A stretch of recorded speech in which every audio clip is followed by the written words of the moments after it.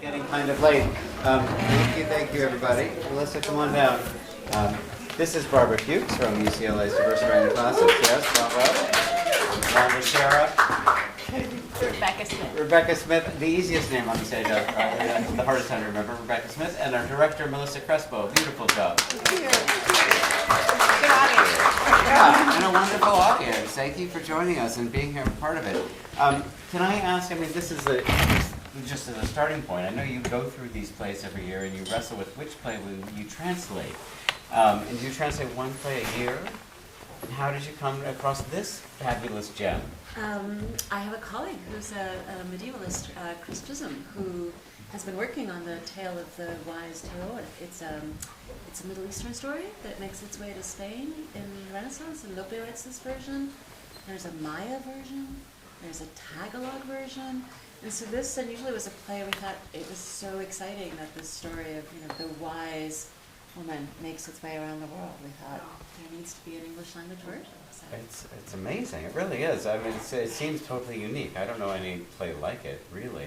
Are there other? I mean, of course, Lope wrote hundreds of plays, so you can't have read them all. So I think, we've seen Lope really go to town on sort of female agency, strong women. Mm-hmm. He has strong feelings about the respect that women deserve. So, that is of a piece with other plays. I think this has a kind of over-the-top quality, that really has to do with the fact that it's almost fable-like. But he's very comfortable with strong women, I would say. It's just delightful. Melissa, can I ask you, we sent you the play and said, hey, would you like to direct it? Do you want to talk about what drew you to it? Oh yeah, I studied abroad in Valencia, actually. So that was really, and it was the time of my life. I was reflecting on it in the dressing room. I was 19 and just running around Spain. It was great, and so it was really fun to be back there. Hello, yay! Thank you. Very intense costume. Welcome. And who doesn't love a women empowerment? I mean, seeing a smart woman and I think that also the fact that Felix is in love with her, even though she's smart. I love that it starts with that argument and it just gets shot down right off the bat, and then we're rooting for this smart woman to overcome all, and she does. It's just brilliant. Yeah. I really enjoyed it. And I wanted to say one other thing about the translation was really witty and fun and sharp. And, we've heard a lot of your wonderful translations, but this one seemed to really crackle. And I wonder, speak to the process of translation, and was that's in the original that brought out the fun? Yeah, absolutely. We translate, in case people aren't familiar with the process, we translate collectively. There's about 10 to 15 of us each year at UCLA, headed, of course, by our leader, Barbara Fuchs, but we even have undergrads, we're graduate students, and we translate collectively. We group off in pairs, and then we start to workshop from there the whole year, ending up with a variety of readings that we do ourselves. Not so staged as this one. We don't have the talents. And so we're always trying to add in jokes, like if you want to ask us about our horrifying process with Sutan, those are definitely difficult to tackle. And I did the last part with all the puns about Spain, which required changing a lot to make the jokes and wordplay work, but generally speaking, we try to not change stuff as much as possible. We leave everything in. We don't do cuts. There were some minor cuts in this reading, but mostly everything. And that's because we're translating plays that largely haven't been translated into English before, so we want to put it out there for companies and actors and directors to work with, as they want to. And so we work it over amongst ourselves, and we do one play a year, as Jesse mentioned. And so we have a whole backlog of ones that you can find on our website as well, and many other plays with strong women, as Barbara mentioned. Yeah. And do you go back after this reading now and make changes based on what you learned and heard? Mm-hmm. Yeah, we were taking notes during rehearsal. It's a really key part of our process because we are translating for actors, right? So if there's something that is tripping up the truly excellent actors that you ace this with, then that needs to change in the text. And that's really the privilege of working with such incredible actors here. And this is like the testing ground. Do the jokes land? Is there something that is completely inscrutable? Then that needs to go, because again, we are translating for the stage. Translation is hard. It's brilliant, and there's so many different words in the English language and in Spanish to describe one thing. So I'm just blown away by how brilliant it is. Because it's so accessible what you've given us. Thank you. That's part of the advantage of translation, right? That we're not going to translate into a historically remote language. We want to use something that feels a little bit heightened but is accessible to audiences, so that it should work in the mouth of actors right away, and it should work for all of you. So hearing people laugh at the jokes and seeing that the actors are able to pick up on them and just kind of run with them in their very limited rehearsal time was extraordinary. You gave us 3 penis jokes. Lope gave you. Lope did. You translated them well. Let me open it up to questions from yes, here in the back. Was it a choice not to include more Spanish in the piece today? Good question. Yeah. As a bilingual mind, I would have appreciated it would have, yeah. Yeah, that's a great question. So again, because we are producing generally the first ever translation to English, we translate everything. And then we are very happy to work with companies when they have a longer time for reading or production. We often do things like workshop, where can Spanish be put back in? And we've had directors who want to wait and see how things are cast, and other directors were like, no, this is like opera. You will learn a few lines of Spanish, and it'll be good for you. No. So we've had really different approaches, but we are really happy to see that. We also love a bilingual production. Just the first stage of the process is really to get it all out there in English, so that a purely English language production can also occur. How about a Spanish, English, and Arabic production? Yes, right. That would be awesome. I could do that. Wendy, you had a question? I'm just curious, is Lope de Vega's Spanish, like, for example, Shakespeare's English, rather different from modern Spanish, or is it very similar, the way that French is not very different from modern French? I'm no expert, but from what I hear, it's easier than Shakespeare's English for a modern Spanish speaker. There's definitely differences, and a lot of the things we run into are kind of less language and more like concepts. As you can tell, we're dealing with a lot of Aristotle and Plato and all manner of philosophy and just concepts about humors and various kinds of things. So we have people in the room who are native Spanish speakers, we have people in the room who are native English speakers, and we work together. We have people who are experts on early modern, experts on theater and performance. So we have a group that kind of adds something in. Every person is kind of contributing, so we're able to kind of work with whatever each play kind of confronts us with. I feel like you could do a whole play about the regions of the Spanish language, because it changes, like US, we have different dialects and words for things like soda and pop and things, depending on where you're from. I feel like even in Spain alone, that can change. Because I'm Chilean, Puerto Rican, and Dominican, and I'm confused all the time. We're not just working with, let's say, a change in time of grammar and vocabulary. We're also working with the genre, just like Shakespeare. So the syntax is often very, very different.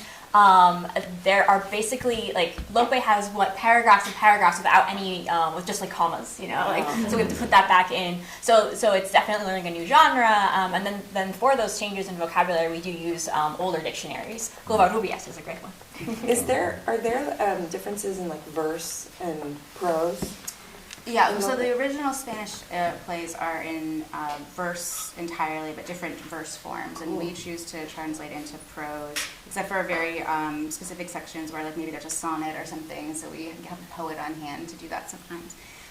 But because it's very difficult to get the meaning out clearly if you're also working with rhyme. So we do prose, but we also have a scholar that we work with, Dakin Matthews, who has translated some of the early modern Spanish plays into verse as well, and it's really amazing as he does. And so there's some of those available as well. They're really great.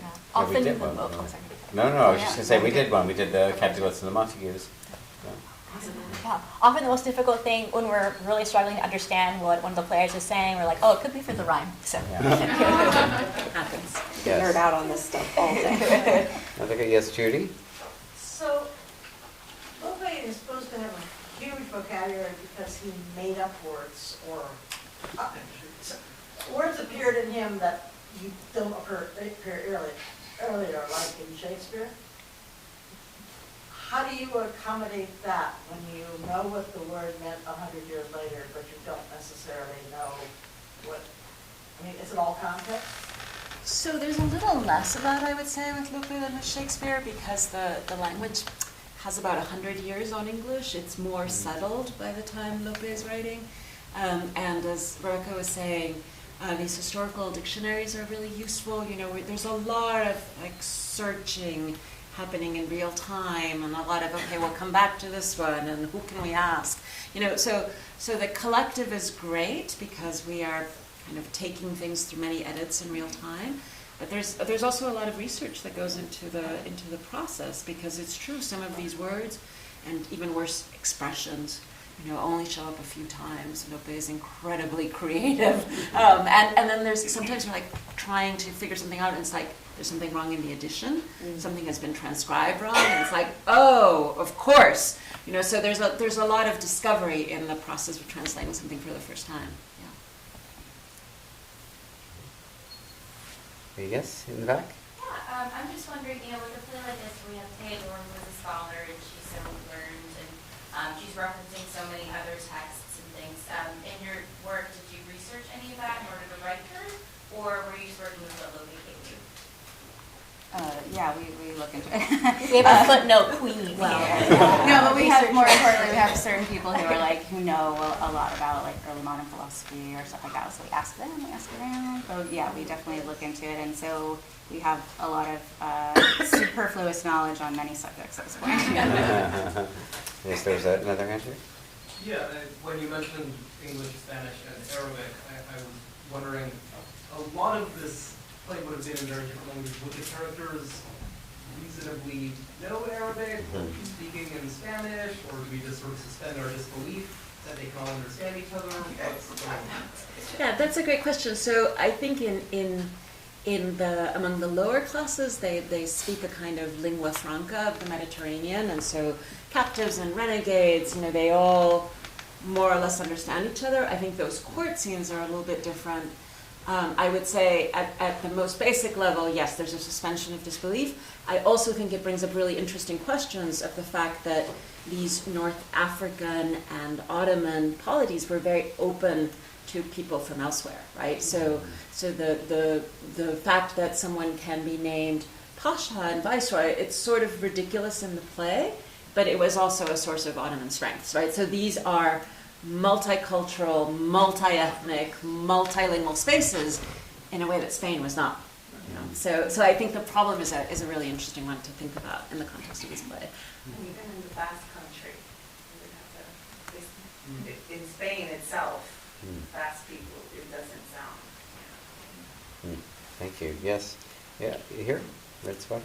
I've actually seen, I think, 11 Lope de Vega plays. Wow. Some of them subtitled, some of them filmed, some of them like this. I saw your the steward of the Duchess of Malfi. Oh, yes. And the number of, he and Shakespeare often used the same sources and used the same stories and did their separate takes. Yeah. You know, the Romeo and Juliet as a comedy and so forth.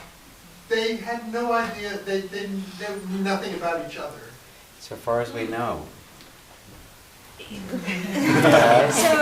So I think what's hard for modern audiences to grapple with is that in the period it goes, you know, the center of things really is the incredible stuff that's coming out of Spain. And England is this small place where, you know, these things are just beginning, and there is a lot of looking to Spain.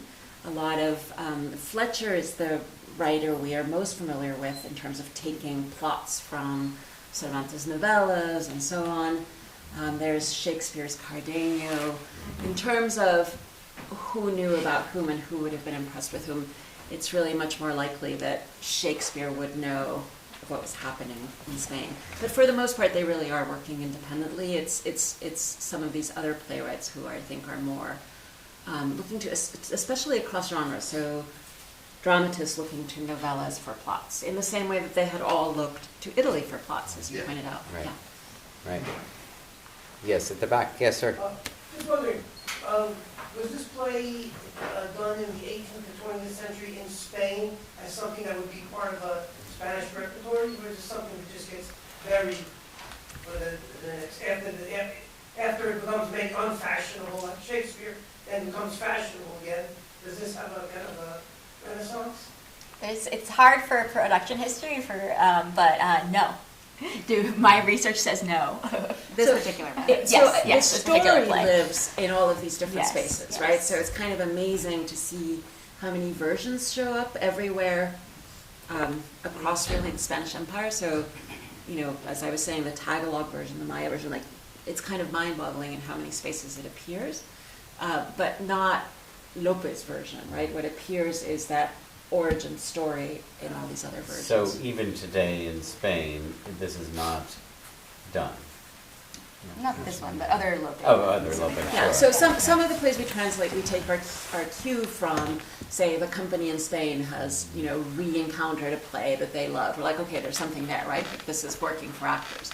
That's not the case here. This was really, the feminism and the fact that it is a story that is really significant in world literature. And Yeah, that was it's a story that people would have known, presumably. There are many, many copies that were printed around this time it's not Lope's, but he takes a lot of liberties, of course. But this is, kind of a folklore story that you would have been like, oh, it would be interesting to go see this version of the story, perhaps. That's fantastic. We have time for just 2 or 3 more, I think. Yes, right? Yes, is that Suzanne? Yeah. Hi. So this was great, wonderful work and great actors. I think about the source question, that they're all using the same sources is really why it might look like they're imitating each other. But I had a question about the eunuch joke. If I'm remembering right, it's the Renegado that has the eunuch joke. And I wondered I had 2 questions about the eunuch joke. One is, it just gets dropped, right? We never worry that he actually turned into a eunuch. And the other is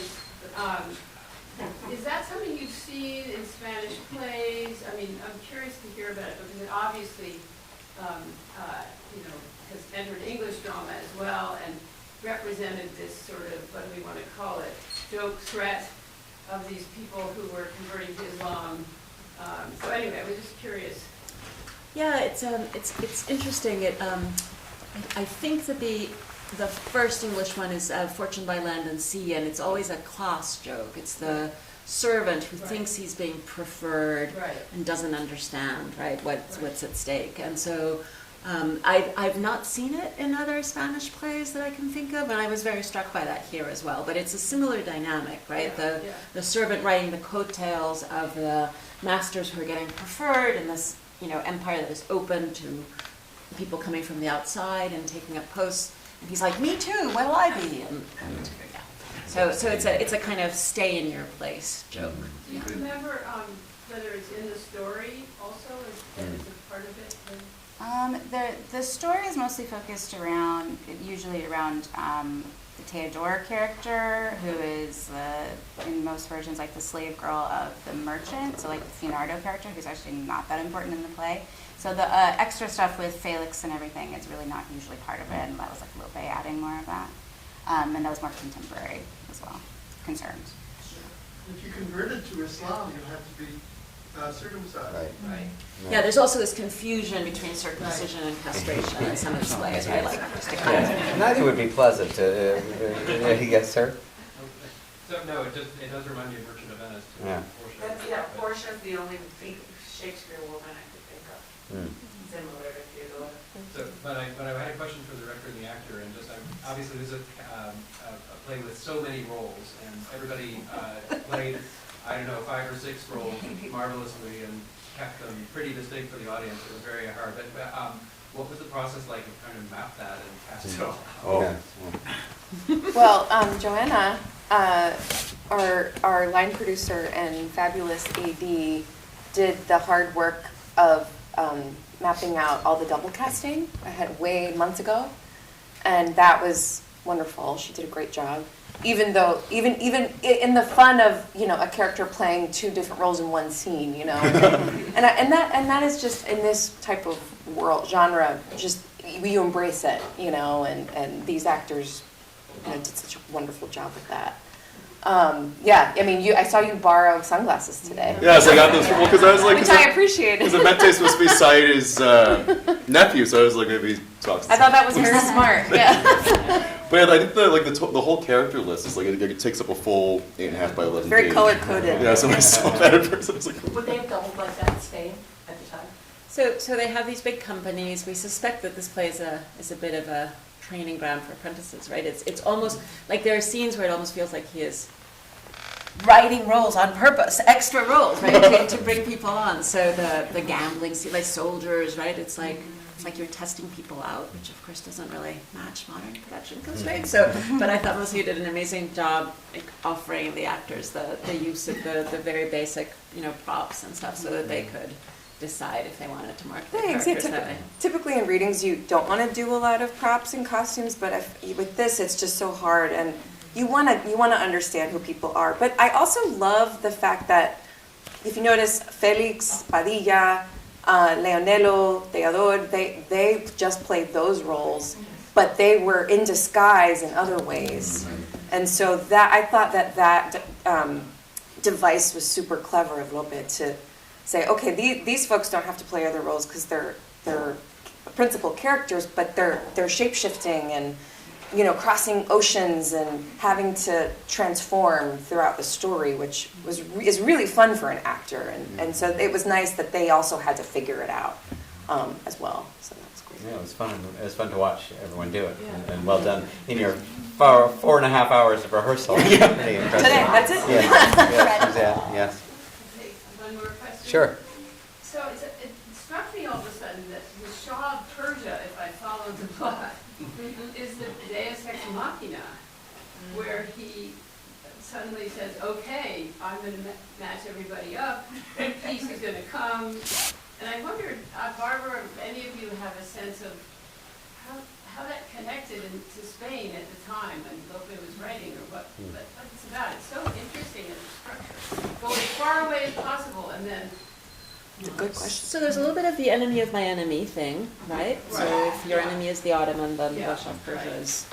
But this is also in the source story, right? This Like that's where the source story is set. The source story is all about Persia, and from perhaps the 10th century, and that's the part. Like Teodor is Persian in the original, so he's always a key character. Except for he always gives her the choice to do what she will with her life, who she will marry. She often chooses a man, goes back to being a slave, but she chooses that.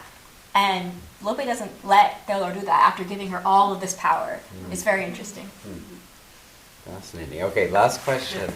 Is Teodor a woman's name, or is it deliberately ambiguous? Yeah, that's a great question. Yeah. So I don't know anyone named Teodor.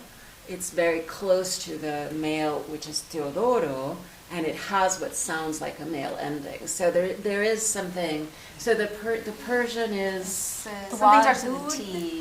yeah. So And they think that it became Teodor. But yeah, but it's not a name that I've really ever heard in any other context. So there is something interesting there, I think, with the. In the Spanish, it's La Doncella Teodor, so you wouldn't wonder about the gender of the protagonist because it's announced, and we chose in our translated title to just give you the travels of Teodor. So. Well, what a great character. What a great guy. We have to have a whole nother discussion about just the character that she is. But thank you for bringing the play to us. Brilliantly done. Thank you. Thank you for being part of it.